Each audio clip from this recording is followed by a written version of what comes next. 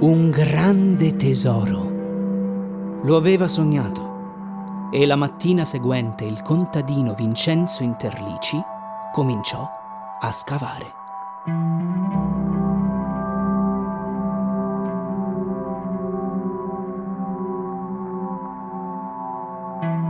E così, quando affondò la pala, venne alla luce la prima pietra.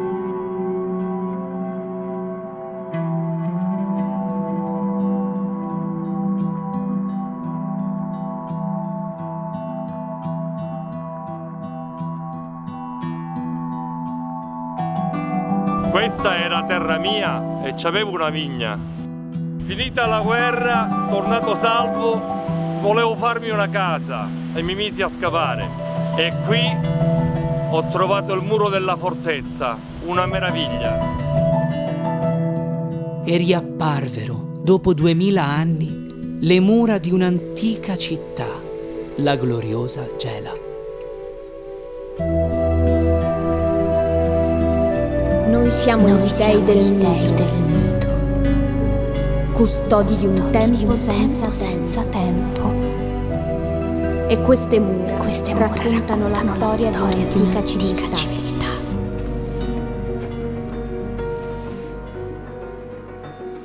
Per millenni le sabbie e la terra hanno coperto questo tesoro per proteggerlo. Ed oggi, finalmente, siamo tornati per raccontare a voi mortali la gloriosa città, cominciando dalla grande pietra che ha il colore dell'oro. E toccando questa pietra, sentiamo ancora la vita di un tempo, come voci dal passato, di chi andava e tornava, di chi si fermava a contemplare la possente bellezza. Sentiamo le grida della guerra, il rumore del fuoco e delle armi e vediamo i segni della fine, quando poco a poco la sabbia comincia ad abbracciare la pietra, portando il silenzio.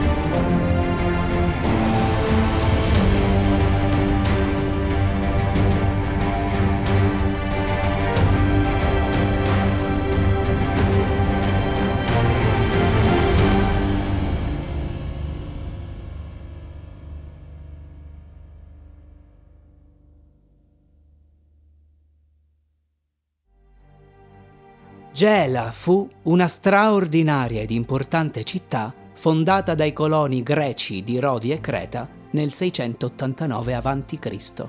Un tempo lontanissimo in cui la città riuscì a crescere, rafforzarsi ed espandersi.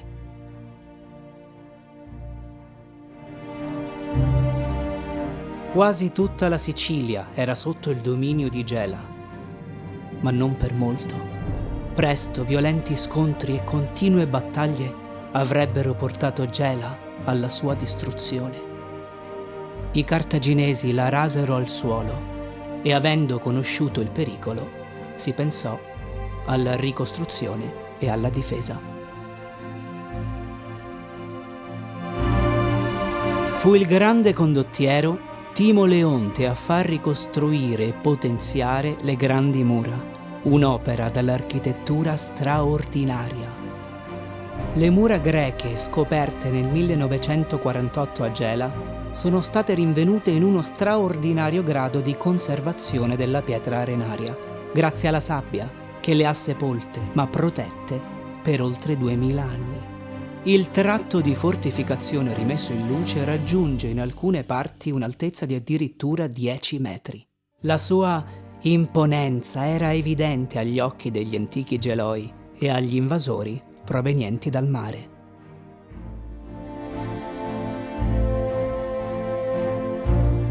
Le mura fanno oggi parte di un parco archeologico. L'area è una splendida terrazza sul mare.